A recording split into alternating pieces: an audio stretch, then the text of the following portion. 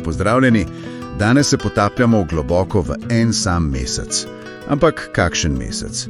Junij 1941 v Sloveniji. Res, komaj 2 meseca po tisti aprilski vojni, kapitulaciji Jugoslavije in Slovenija je že popolnoma razkosana. Točno. Razdeljena med Nemčijo, Italijo, Madžarsko, pa še tistih nekaj vasi pod NDH. In junij je res mesec neverjetnih nasprotij. Na eni strani okupatorji utrjujejo oblast, vsak po svoje, zelo različno. Na drugi pa, zaradi dogodka daleč stran, se zaganja organiziran oborožen odpor. Danes bova poskušala razplesti to dvojnost, kaj se je v bistvu dogajalo. Mogoče začniva kar pri teh razlikah med okupatorji. Nemška cona Gorenjska, Štajerska, del Dolenjske, tam je ukaz prišel direktno od Hitlerja. Kaj je rekel? Nekaj v smislu, naredite mi to deželo spet nemško. Tako nekako. In to je pomenilo takojšno brutalno germanizacijo, brez olepševanja. Glavno orodje za to je bila verjetno Štajerska domovinska zveza SHB. Točno. Nacistična organizacija. Registracija prebivalstva, selekcija. Pripravljali so načrte za izselitev 10–20% Slovencev. In ni ostalo samo pri načrtih, teror je bil takojšen.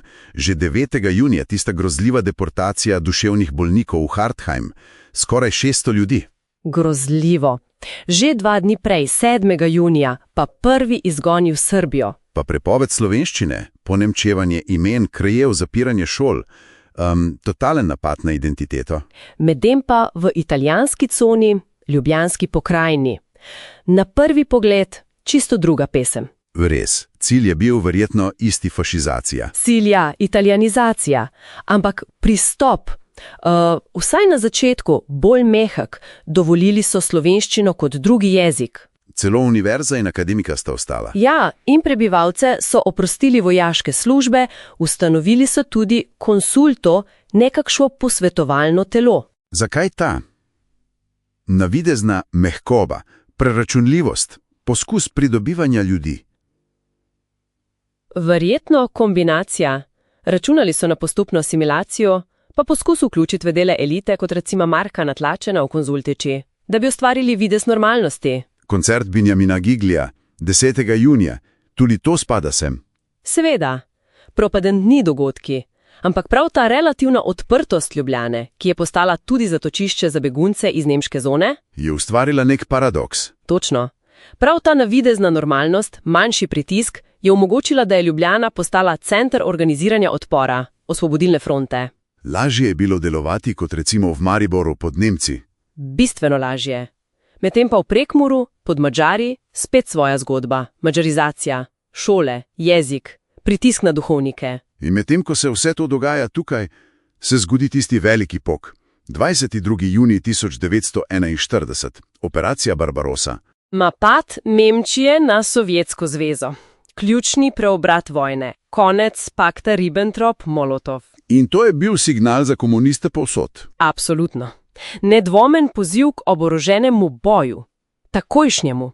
Predtem je delovala protiimperialistična fronta, PIF, usmerjena proti vsem imperialistom.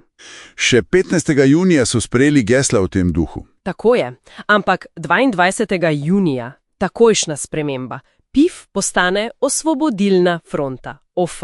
Popoln ideološki preobrat. Popoln. Sovražnik je zdaj samo še okupator in njegovi pomagači.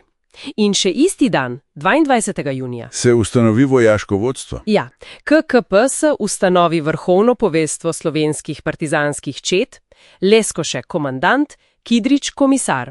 Začetki organizirane partizanske vojske so tu, čeprav so bili avgusta še majhni. Že prej pa so začeli zbirati denar, nek osvobodilni fond. Omenja se že okoli 8. junija, ja, zbiranje sredstev za boj. Kako se je pa ta dvojnost, brutalnost okupacije in zagon odpora kazala v vsakdanjem življenju, v kulturi? Ogromne razlike med conama. V nemški coni strah, negotovost, ljudje izginjajo, jezik izginja. V italijanski pa? Navidezna normalnost. Procesija za Telovo 12. junija. Navidezno, ja.